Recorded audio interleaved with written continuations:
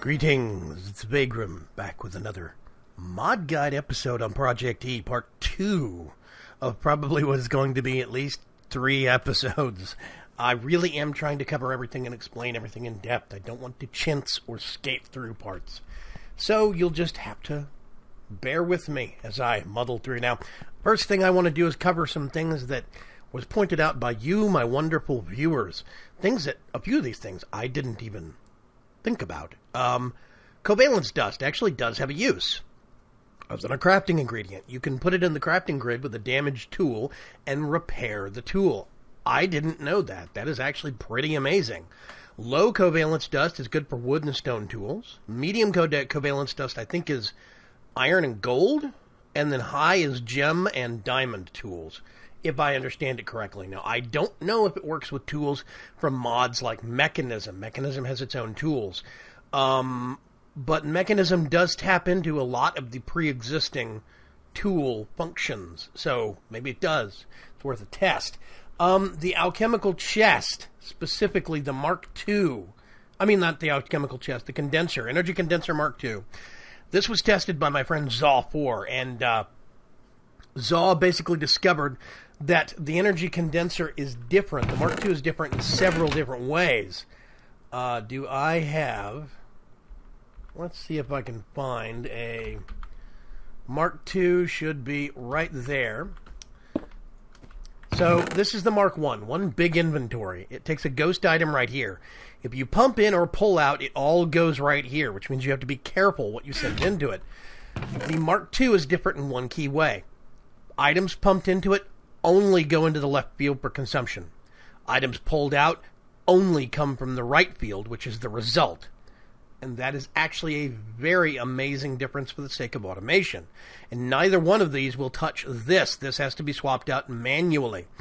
So the Mark II is much more automation friendly and it's much safer. Another big difference is that the EMC absorption of the Mark II model is almost instantaneous. It is so much faster than the Mark I in terms of absorption speed. I'm just going to get a... That's making pretty quick. Let's get some piece of sand. Put it right there. And you'll see absorption and production are almost instantaneous. They happen so quickly. Also, you notice I cannot put things into this area. I can only put it into this area. So it's kind of a safety measure for the sake of automation, which I think is actually very cool. So that is some of the key differences that you guys actually pointed out to me. Now, there's one thing I realized I forgot that I didn't cover in the last session, and I kind of kicked myself for realizing this. It's about the Antimatter Relay. The Antimatter Relay does not just get EMC that's being generated by collectors and relay it. It's not just an energy conduit. This thing actually gets things and turns it into EMC value. I'm actually going to grab one, put it right here. It has an EMC value of 0. An EMC level of 0 within it. It has no collectors attached to it. If I get this condenser... Now this is actually, I think, more EMC than this thing can actually hold. Let's see. There we go. You see? It actually gets anything that's piped into it and turns it into raw EMC to be used somewhere else. So not only does it move EMC, but it actually creates EMC out of items that are pumped into it. So you are going to have to remember this here in just a minute, because it is something you're going to have to be careful with one of the things we're talking about in this section right here. Now, first off, I actually want to start off this section with the Philosopher's Stone. The Philosopher's Stone is one of those tools that will be very useful early game once you make it. Glowstone, which does mean you need to make a trip to the Nether.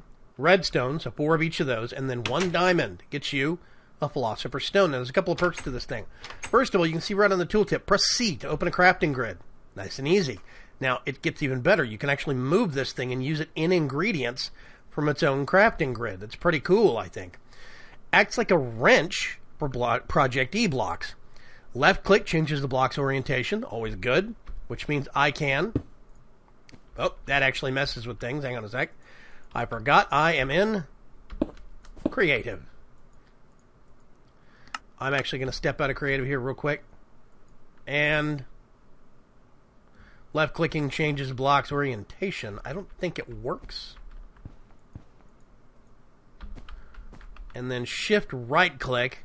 I actually don't think it works on these. I think it only works on certain blocks. Not sure why. But if I do, let's see, shift right click, that picks it up, and it's a wrenched block. It has kept all of the things that it has stored up. You notice that has a max storage. Current stored EMC, 58,000 out of 60,000. So this had stored EMC. If I put it back down, we'll be able to see that bar is that much higher. Well, it's still cycling that fuel back around. So this is very useful on lots of different regards. I have used the wrenched block function to change a block's orientation. It's just more useful on some things than others, apparently. But that's not where this thing stops. If you come over here, you'll see top left corner of the screen, there's an itty-bitty little icon that looks like it is a cobblestone. Well, it actually is. If I right-click, it's telling me what this is going to change into. It is now a cobblestone block, as you can see, right there. If I right-click again, that icon on the top left is now a smooth stone. That's smooth stone. So one thing that I've discovered this is really nice for is if you have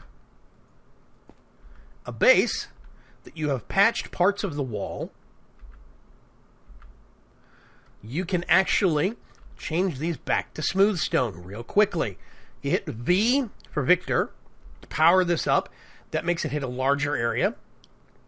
Boom. All smooth stone, nice and simple, and it looks really good. You don't have to worry about those cobblestone holes in your wall. You'll notice also Shift V lowers the size. I believe it will go up to, this is 5 by 5, I believe it will go all the way up to 7 by 7 for the area it covers. And you can also change it between panel mode, which is what it's in right now, line mode, which has it go out.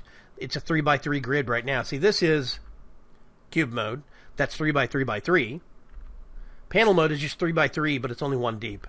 Line mode is 3 by 3, but it's away from you, basically. And so it's flat. Oh, cool. I like it. So this is a real quick way. Now, another thing you can notice, Shift, hold down Shift, and the icon on the top left changes to grass blocks. And if I right-click without Shift, I can turn grass blocks into sand. Right-click, Shift, sand into cobblestone.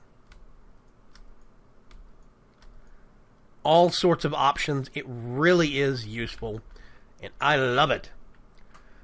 You can do quick patterns in a wall with it if you want to. All sorts of silly little things. So yes, that is the Philosopher's Stone. Now, the Philosopher's Stone, once you get that, you're going to be making... It is what it is required in the ingredients for a lot of other stuff. You have to make it the Philosopher's Stone before you can make alchemical coal, or Mobius fuel, the next step up, or Aeternalis fuel, the next step up. And all three of these have a block equivalent, alchemical coal block. They also have EMC values, as you can see. And they have projected burn times. Now, you get 4 coal, and you put it in a crafting grid with your Philosopher's Stone, and you get alchemical coal. 4 alchemical coal makes 1 Mobius fuel. 4 Mobius fuel makes 1 Aeternalis fuel. And now, here's the cool thing. These are a crafting ingredient, yes, for making some of that stuff, but it goes beyond that. This stuff is actually burnable fuel. So I've got some random things here. Let me get this. This is going to be spruce logs, spruce wood. I've got charcoal blocks. I'm actually not going to use those. I'm just going to use regular charcoal, because charcoal blocks are added by mechanism and the burn times are a little off. Then we've got alchemical coal. We've got Mobius fuel. Always makes me think of Professor Mobius. And we've got Aeternalis fuel. Now, right here is a furnace generator from Extra Utilities, okay? Regular piece of coal has a burn time of 1,600. It will make 20,000 RF. One piece of coal will make 20,000 RF in this generator. One piece of charcoal burns for the same amount of time, and it will make the same amount of RF. If I put a log in here, it only burns for 300, which means it only makes about 3750 RF. Same for a piece of wood plank, which, by the way, is something I've just only recently noticed. Don't burn your wood in these furnace generators from a tree farm. Run the logs through a sawmill first and get more planks and planks and sawdust, and burn the planks individually. Makes your tree farm go farther as fuel. Anyway, so coal burns for 1600, right? Well, it takes 4 coal to make alchemical coal, which means it burns for 4 times as long. That's 80,000 RF for one piece of coal. One block of alchemical coal is 9 pieces, so it's 9 times that. That is 57,600. One block of alchemical coal, or 9 pieces of coal, will burn for 720,000 RF. The same thing, this burns for 6,400, this burns for 25,600. That's 320,000 RF. Aeternalis fuel, 1.2 million. If you want to make an Aeternalis fuel block, well, that burns for 11.5 million. I get 2 upgraded capacitor banks from Endor IO, and I hook them up to one of these furnaces. And I just keep around some Aeternalis fuel blocks. One Aeternalis fuel block in 2 generators will fill up, plus a little bit extra in the generators. It will completely fill up both of those capacitor banks. Real simple. I've used that for base power on our test server for quite a while, and it's actually a really nice system. I like it. So that's some of the benefits of fuel. Now, once you get Aeternalis fuel, you can actually start using it to make this stuff. You get Aeternalis fuel and you put it around a diamond block, and you can make your first dark matter. Once you get a piece of dark matter, you can put it into your power flower and start making more in an energy condenser. Once you get at least 3 pieces of dark matter and more Aeternalis fuel, you can make your first piece of red matter. Now, I'm going to show you dark matter has an EMC value of 139,000. All right? Red matter, 466,900. Basically 467,000. You can get these things and use them as crafting ingredients in a lot of stuff. To make red matter, you can use them to upgrade your collectors and your relays. As you can see, obsidian, get your Mark 1 relay, put a dark matter piece over it, and it becomes the Mark 2. This one, max output, rate 64 EMC per second. This is 192. Collector Mark 1 generates 4 EMC per second. This will generate 12 EMC per second.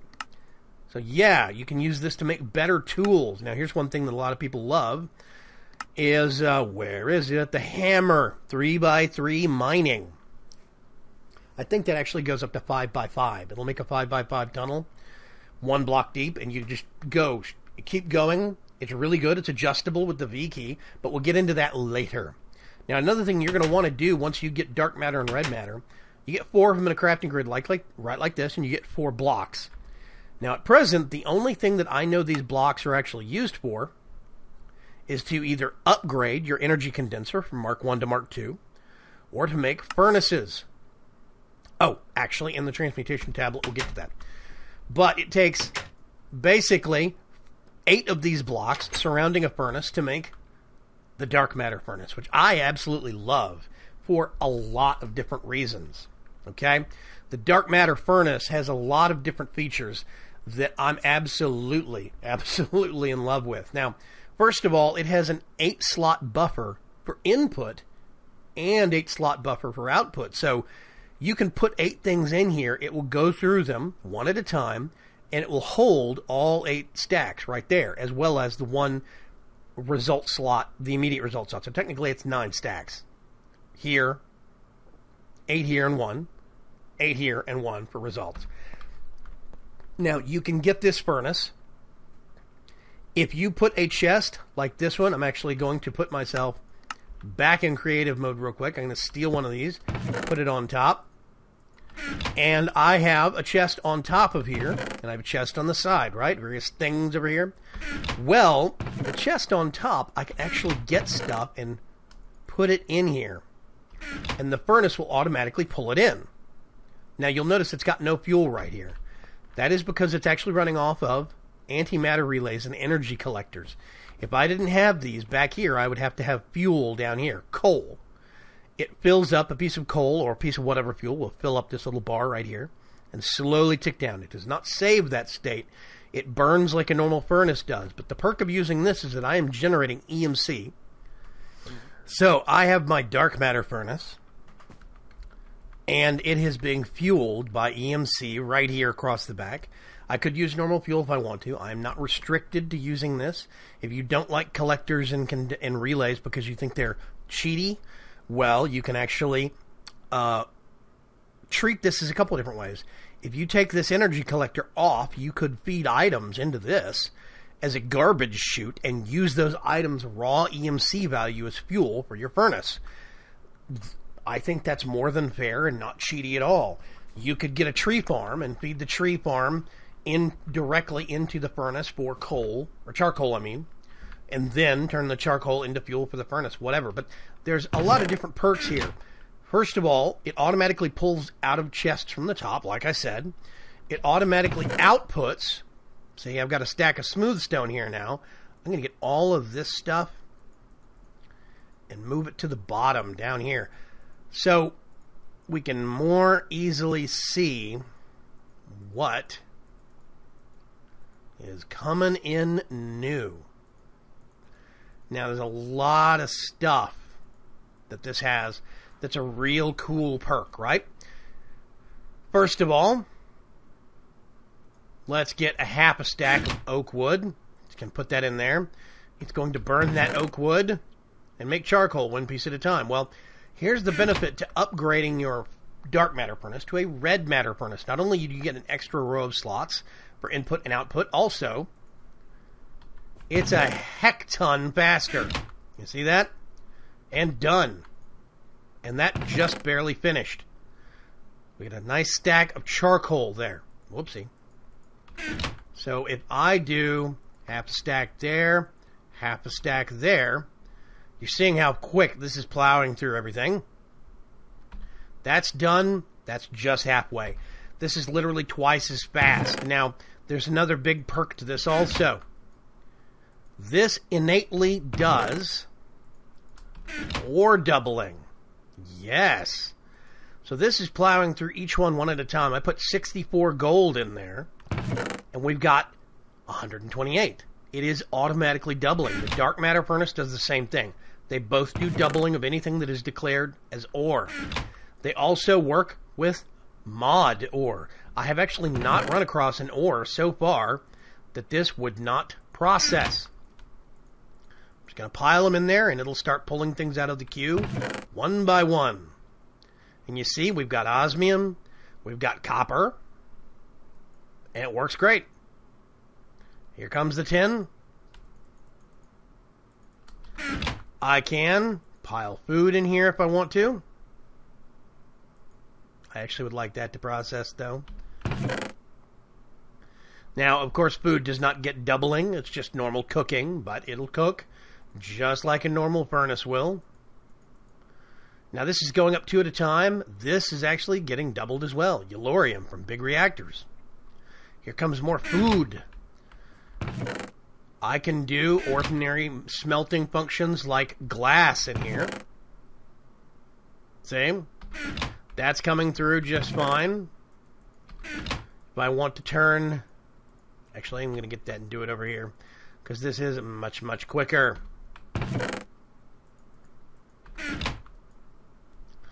All of these different products, these things work just like ordinary furnaces. They see ordinary furnace functions that other mods put in. For example, there's a smelting recipe for coal that's put in by big reactors. And what that does is it gets coal and it lets you turn it into, specifically, graphite bars. It's a crafting ingredient. Works just fine. These furnaces will both work with it. Now, here's the hazard, okay? This furnace wants to output directly into something that is adjacent to it on the ground. You can put your antimatter furnace up here, your relay on top and the collector above that. If you do it down here, though, you really need to make sure you have a chest to catch the output. Otherwise, the furnace is going to see the relay as a viable place to put everything, and it's going to send it out back and turn it straight into EMC that it's then going to burn as fuel. So that is something you need to be careful of. It is a hazard of using these things. I kind of think it's not a bug. I see it as a side effect that you have to be careful. Blood moon. And it's daytime here anyway. Yeah. So, that's something to be very considerate of. If you have this back here and no chest on the side, it'll always go to a chest first. But if there's no chests on the side, and it sees a relay, it'll just burn everything and then dump the output into the relay for EMC, which means it's then fueling itself. That's bad. Both of them will do that. So always, first thing you do, just get a chest and put it right in between. You could get two of these side by side, like I'm doing here, and dump into the same chest. All sorts of cool things you can actually do. If you want multi-stage processing, I could put a furnace next to this one, and then another input chest above that. So I could put in, it cooks, it outputs, it cooks, it outputs. It's real simple automation that I actually like, and these things are awesome. So last but not least, but one of the most complicated parts is actually going to be the Transmutation Tablet. This is a very big, very useful thing. Just going to put that there, put that there. We can put those back real quick. The Transmutation Tablet is very complicated. Once you make your Philosopher's Stone, you get your stone, put smooth stone, your Philosopher's Stone in the middle, put smooth stone, 4 of those, 4 obsidian, and you get the Transmutation Table that you put down right like this. When you right-click on it, you'll get this very crazy-looking interface. Now, this thing is like, it's almost like researching in Thaumcraft, almost, but it's different. Basically, you're getting things here, turning them into their base EMC value. Okay, EMC value of 0. I can put it in here. It will learn this pattern, which means it can make them again. So if I give it another 48 EMC, I can make this colored wool. Now, there's another way you can actually learn things, what I call learn and burn. You put it right there in this little slot. You're burning the item, turning it back into EMC, but I can always remake it. If I burn it, I can make one of these, burn both of them, make 2 of these, etc., etc. Now, you're seeing a lot of stuff that I have already learned in this table. Levers, right? Dirt. If I got stone, I could put it right here in the middle. This is the focus slot, so to speak. You can put something in here, and it will limit the actual dial to only show things of this EMC level or lower. Now, this is an EMC level of 1, so it's only showing stuff it knows that has an EMC value of 1. If I burn and learn sand, all of a sudden that gets added to the dial. Let's put that back. So, I could get 2 pieces of wool back and 1 sand. That is everything I have burned here. As I sacrifice things, the EMC value and the pattern for it get memorized, and you continually know that. Now, you'll notice there's some stuff here that's got real high EMC values, like the condenser, okay? I've learned some real expensive stuff now in here, and I can just pull some of those out, 2 nice brand new crystal chests, or these things called Klein stars. That's the next step I want to get to. Once you start making your alchemical fuel, you can make Mobius fuel, alchemical coal into Mobius fuel. You get Mobius fuel, and you put 8 of them around a diamond to get your first Klein star. The next Klein star is made of 4 of the lesser one. So the first Klein star times 4 is the second Klein star. The second Klein star times 4 is the third Klein star, and so on and so forth and so forth. Now, basically, these things have an EMC value, and then a little over twice that is what they'll hold. This has a base EMC value empty of 24,500. It'll hold 50,000. And as you can see, the EMC value goes up by the base value, 24,576 plus 5,000. So it's basically just math. 98,000 holds, double that, and a little more, 200,000. This has 393,000, so that's basically about 400,000, holds 800,000. This has a little over 1.5 million, so this holds a little over 3 million. 6.2 million EMC holds 12.8, etc., etc. The Kleinstar Omega is the absolute top end, holds 51.2 million EMC, which basically means that everything that's got EMC in the game, if you just liquidated it and stored it in your Kleinstar, kind of like a battery, basically, you put it over here, you pull the EMC out of your table. That is stored. The table still knows all the tablets. It just doesn't have any energy to work with. Put it over here to empty it again. And, of course, the first time you put a Kleinstar into either one of these slots, it will learn the pattern for that Kleinstar. If you ever want to get rid of a Kleinstar, you can just put it in the burn slot and get that EMC back. But this thing is a battery for your EMC. It's also a battery for some of the tools we'll talk about in Part 3. Some of the special items you can make from dark matter and red matter. That's tools, equipment, that is armor, amulets, necklaces, all sorts of crazy stuff. And we'll get into that in the next part. But this thing is so useful, especially early game. You make your trip to the Nether, so you can make a Philosopher's Stone. Then you make a Transmutation Tablet. And every single thing that you get in-game that has an EMC value, Dispenser, 119. Wool, 48. Flowers, 16. Block of gold, 18,000 mushrooms, 32. Bricks, TNT, bookshelves, everything that you get that has an EMC value, you teach it to your Transmutation Table. Because what will happen is at some point, you're going to realize, crap, I'm out of obsidian. Now, I could make more through various means, or I could just obsidian, there it is right there. Yes, that is NEI-related searching. You can narrow down your field, which is really, really cool. If I wanted to, I could even...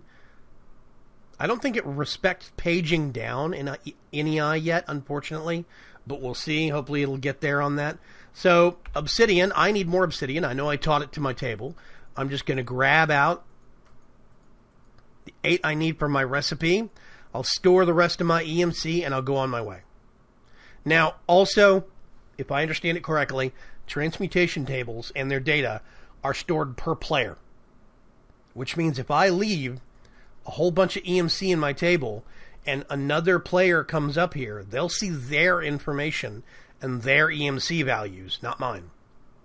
So it's safe. You don't have to worry about theft on that front. Now, mid to late game, once you actually get a transmutation table, you get all this other stuff made, you can actually get your transmutation table, let's hit U here, and upgrade it.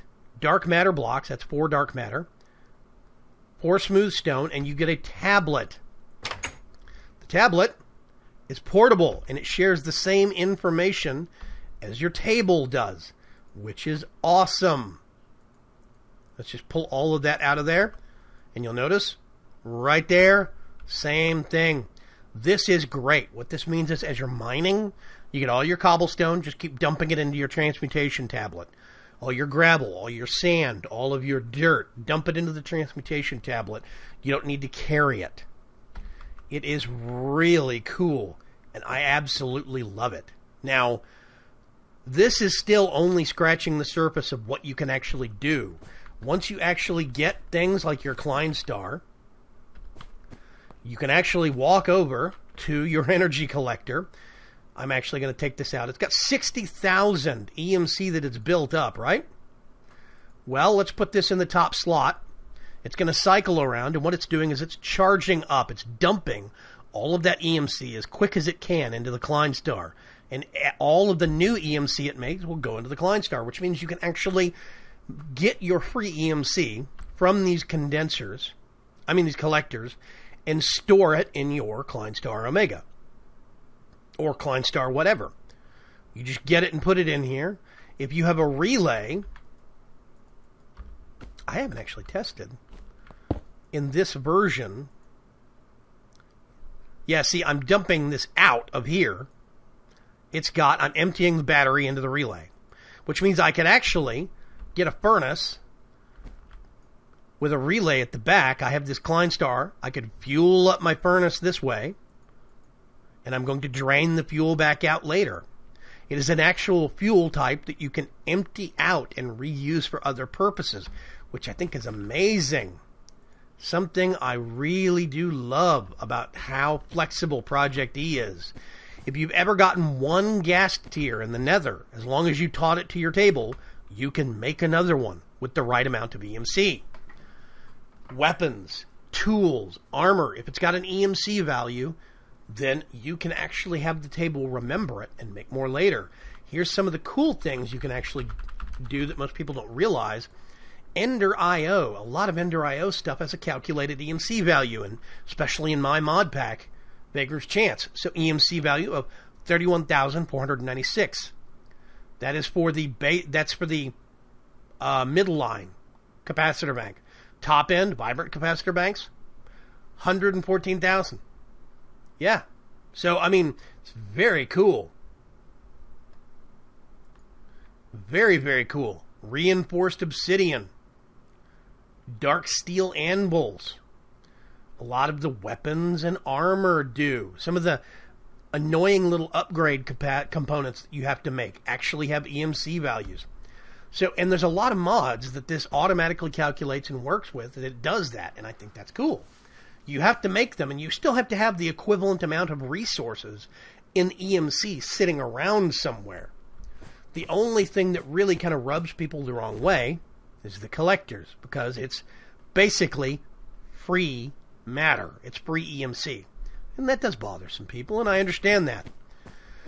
So in the next episode, we're going to go into some of the equipment, like armor, tools, weapons, and probably into some of the jewelry and real special trinkets and stuff.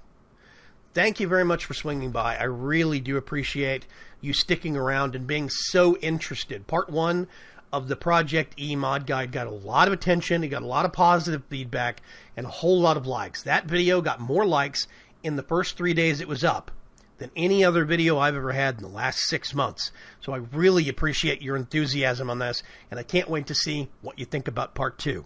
I will see you folks in Part 3. Bye-bye.